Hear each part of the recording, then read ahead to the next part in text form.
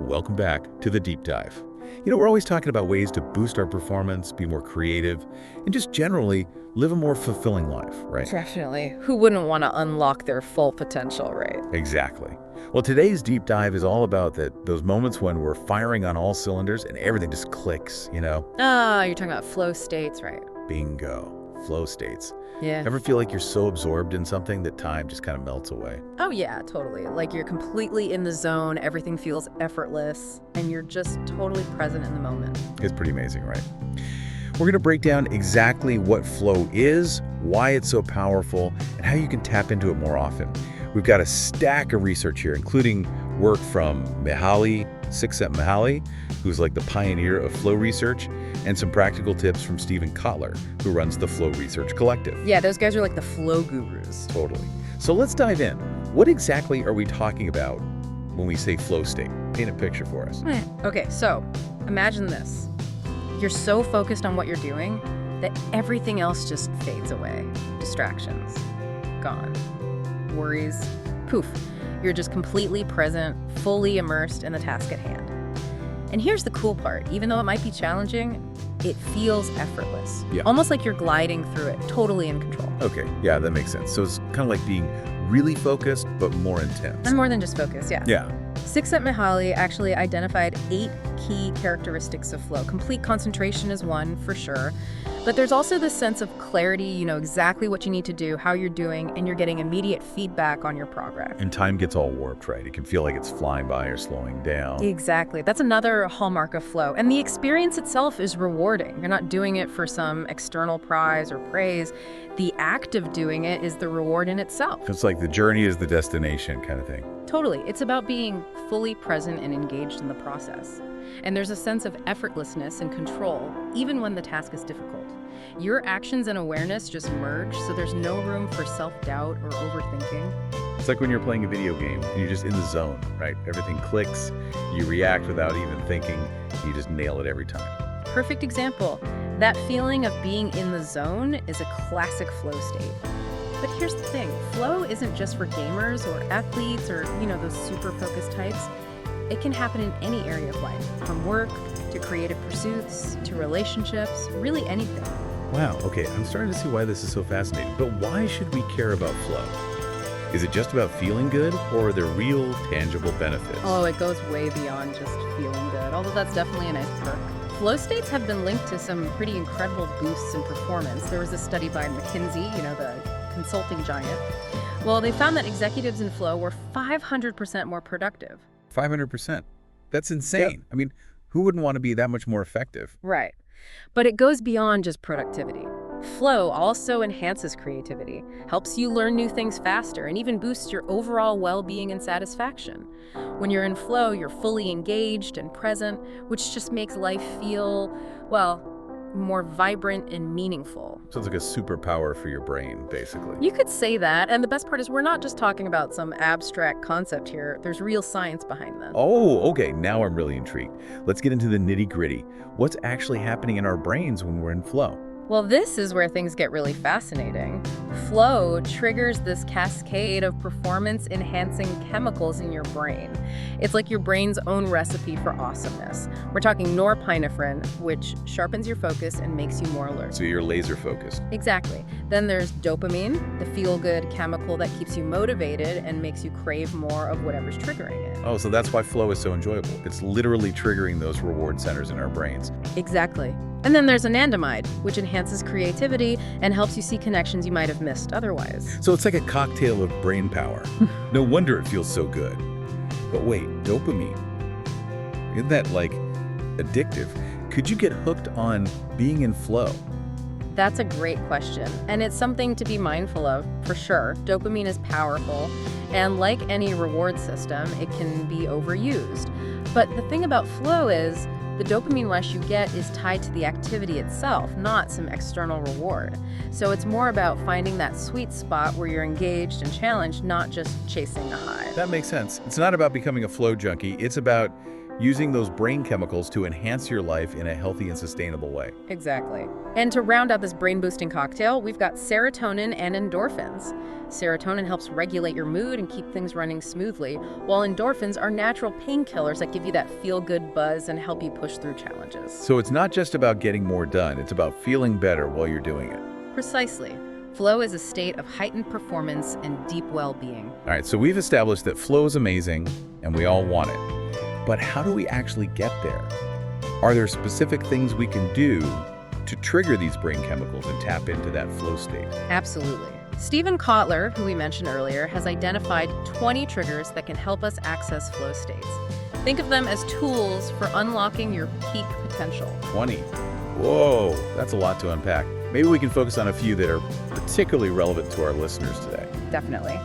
Let's start with something that resonates with almost everyone: passion and purpose. Remember how we talked about flow being intrinsically rewarding? Well, that feeling is amplified when you're working on something you truly care about, something that aligns with your values and interests. So finding work that lights you up, something that gives you that sense of purpose, is like a major key to unlocking flow. Exactly. Another powerful trigger is risk. Now, when we say risk, it doesn't have to be like jumping out of a plane or anything crazy like that. Yeah, I'm not about to go skydiving to get into flow. Right, but it could be an intellectual risk, like taking on a project that pushes you beyond your comfort zone. Or a creative risk, like trying out a new art form or expressing yourself in a way you haven't before. Even emotional risk, like being more vulnerable in your relationships. The key is to step outside that comfort zone in a way that feels right for you. Got it. So it's about pushing your boundaries, but in a way that feels aligned with your values and goals. And this risk triggers flow because it forces us to be fully present and engaged, right? Like we can't afford to be on autopilot when we're stepping into the unknown. Exactly. That heightened awareness and focus is prime territory for flow. So passion and purpose, risk. Got it. What else? This one's huge. Novelty. Our brains crave new experiences, new things that spark our curiosity and keep us learning and growing. So seeking out new challenges, different perspectives, constantly learning and expanding our horizons. This helps create the perfect environment for flow to kind of bubble up. I could see how that would keep things engaging and prevent us from getting bored. You got it. Now, this next one might seem a bit counterintuitive, but it's super important. Clear goals. We mentioned this before as a characteristic of flow, but it's also a powerful trigger. Wait, but isn't focusing on goals like kind of the opposite of being present in the moment? Like you're thinking about the future outcome instead of just being here now. That's a great point. But it's not about obsessing over the end result. It's about having a clear understanding of what you're working on right now and what comes next. Think of it like climbing a mountain. You need to know where you're headed, but you also need to focus on each step along the way. So you're breaking down that larger goal into smaller, more manageable steps, which allows you to stay fully present in the task at hand without getting overwhelmed by the big picture. Precisely. And when you have that clarity, your mind is free from distraction and worry, which are huge flow blockers. So passion and purpose, risk, novelty, and clear goals. These are some pretty powerful tools for unlocking flow in our lives. But as with anything worthwhile, there are also challenges to overcome, right? Like things that can sabotage our efforts to get into flow. Oh, for sure. Life isn't always a flow state party. There are definitely things that can disrupt our focus and pull us right out of that magical zone. In the next part of our deep dive, we'll explore some of those common flow blockers, and then we'll delve into some practical techniques for cultivating flow, drawing on insights from both Csikszentmihalyi and Kotler. Sounds good. We'll get that right after the break. All right, so before the break, we were talking about all the awesome things that can trigger a flow state: passion, purpose, risk, novelty, clear goals. It's really exciting stuff. But, let's be real for a sec. Life isn't always this perfectly focused flow state party, right? There are things that get in the way. Definitely. Those pesky flow blockers, the things that can just yank you right out of that awesome zone. Yeah, exactly. Like distractions. I mean, come on. In this world of ours, with constant notifications and pings and everything, it feels like something's always trying to grab our attention. Totally. And those external distractions are just one part of the equation, Our own minds can be the biggest culprits. Think about that inner voice, the one that's always filled with doubts and worries and fears. That can be so distracting. Oh, tell me about it. Yeah. It's like when you're trying to work on a project and that little voice starts whispering, "What if you fail?" Or, "You're not good enough." Ugh, It's so frustrating. Right, and when we give in to those distractions, whether they're from the outside world or our own minds, something interesting happens in our brains. A part of our brain called the prefrontal cortex kind of kicks back into gear. Prefrontal cortex. Okay, that sounds intense. What exactly is that? Think of it as like the CEO of your brain. It's the part that's responsible for planning, making decisions, and analyzing stuff. And while it's super important for all sorts of things, it can actually be a bit of a hindrance when it comes to flow. So when that CEO part of my brain is active, it actually pulls me out of flow. Why is that? It's because the prefrontal cortex is also really closely linked to self-consciousness and overthinking. Remember how one of the key parts of flow is that feeling of merging action and awareness, just being in the moment, not judging yourself? Well, the prefrontal cortex is kind of the opposite of that. It's all about analyzing, judging, and worrying. Oh, okay. So it's like that inner critic that's constantly second-guessing everything I do. No wonder it's so hard to get into flow when that voice is blaring in my head. So how do we quiet down that CEO, that prefrontal cortex, and create an environment where flow can actually flourish? Well, there are a few strategies you can try. One is to create a flow-friendly workspace. Now, this might mean minimizing physical clutter, creating a visually calming environment, that kind of thing. But these days, it's just as important, if not more important, to minimize digital distractions. Right. So turning off those notifications, silencing your phone, maybe even using one of those website blocker apps to keep those tempting social media sites at bay. Exactly. Remember that idea of deep work we touched on earlier? It's about creating uninterrupted time for focused concentration. And to really make the most of that deep work time, setting specific work goals with deadlines can be super helpful. Okay, so instead of just vaguely thinking, I need to work on this project, you'd have a specific goal like, I'm going to write 500 words of this report by lunchtime. Having that clarity helps you stay on track and avoid getting sidetracked, right? Right. Those goals kind of act like guideposts, keeping you focused and preventing your mind from wandering all over the place. And deadlines, well, they add that sense of urgency, They motivate you to stay on task and actually make some progress. It's like that saying, work expands to fill the time allotted. If we don't set clear boundaries and deadlines, it's so easy to let things drag on and lose that precious flow time. But those goals, they should be challenging enough to keep us engaged, right? Too easy and we just get bored. Oh yeah, absolutely. Remember that sweet spot we talked about? The challenge needs to be just right for your skill level. That's where flow really thrives. Okay, so minimize distractions, create a flow-friendly workspace, and set clear goals with deadlines. Makes sense. But are there things we can do internally, like mental techniques or practices, to enhance our ability to get into and stay in a flow state? For sure.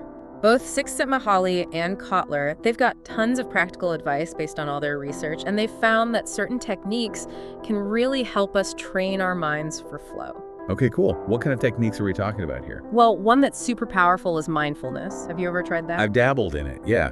It's all about being present in the moment, right? Yeah. Noticing your thoughts and feelings without judging them. Exactly. And that non-judgmental awareness is key.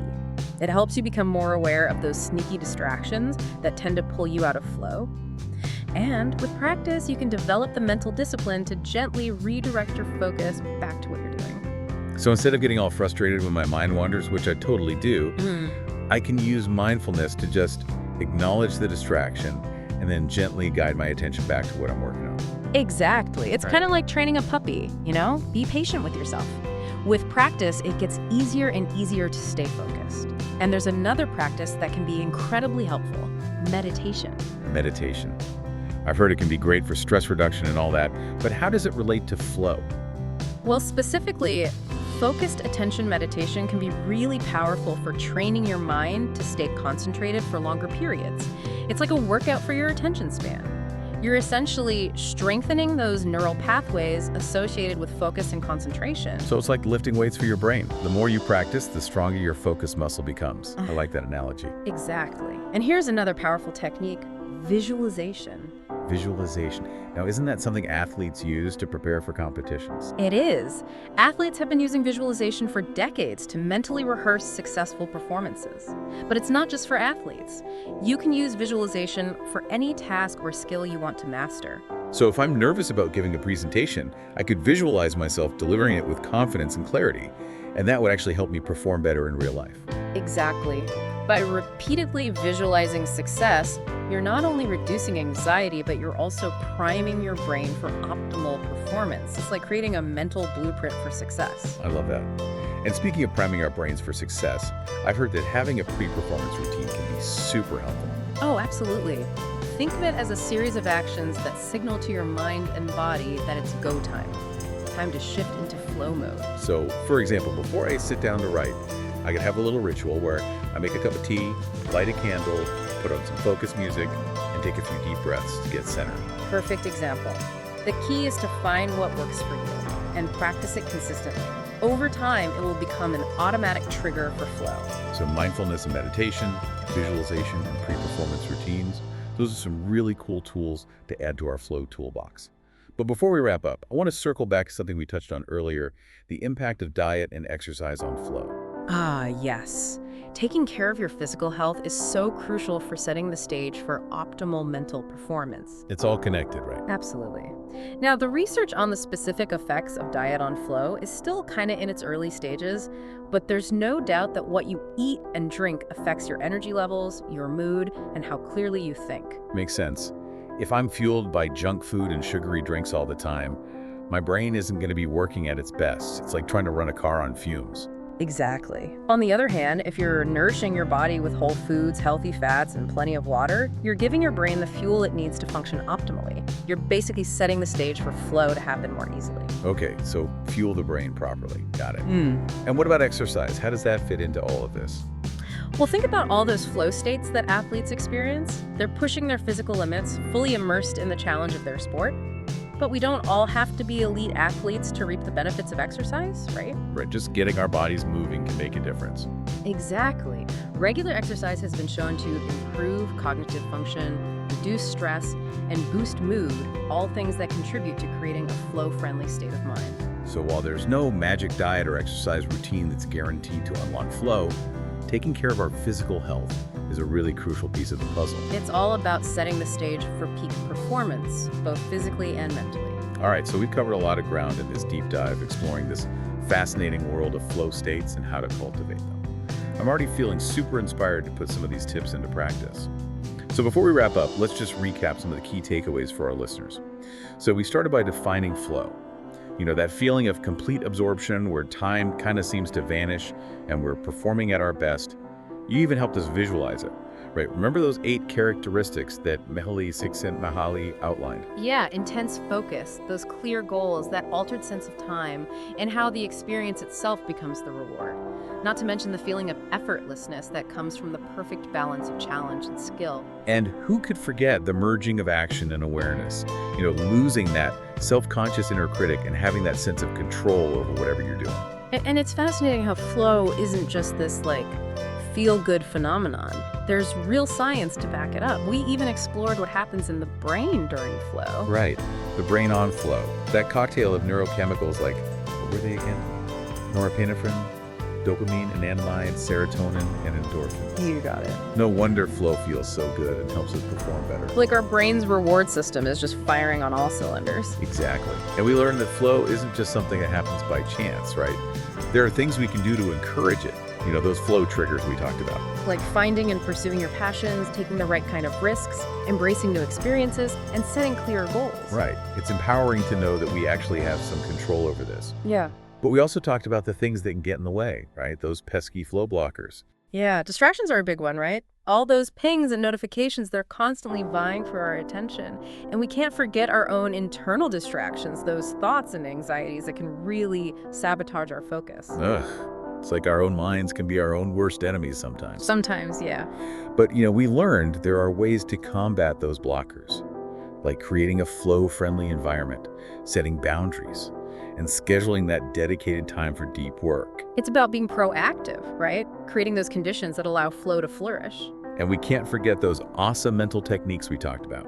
Mindfulness and meditation for strengthening our focus, imagery and visualization to kind of mentally rehearse success, and the power of pre-performance routines to signal to our brains that it's time to get in the zone. So many tools we can use to train our minds for flow, like building mental muscles. Exactly. And of course, we talked about how important our physical well-being is for flow. You know, what we eat, how we move, it all plays a role. A healthy body supports a healthy mind. And a healthy mind is more likely to experience flow. It's all connected. So what does this all mean for you, the listener? Why should you care about flow? Imagine a world where you could tap into flow more consistently. Think about what you'd be capable of achieving. That project you've been putting off, that creative spark you've been wanting to ignite, that skill you've been yearning to master. Imagine tackling those challenges with laser focus, boundless creativity, and a deep sense of satisfaction. That's the power of flow. It's not just about getting things done, it's about living a more engaged, fulfilling, and meaningful life. So our challenge to you is this. Experiment with the techniques we've explored today. Find what works best for you. Create your own flow rituals and unlock your peak performance. Remember, the journey to mastery is ongoing. There will be days when flow comes easily and days when it feels a little more elusive. But by understanding the science of flow and practicing these techniques, you can make flow a more consistent presence in your life. So until next time, keep exploring, keep experimenting, and keep flowing.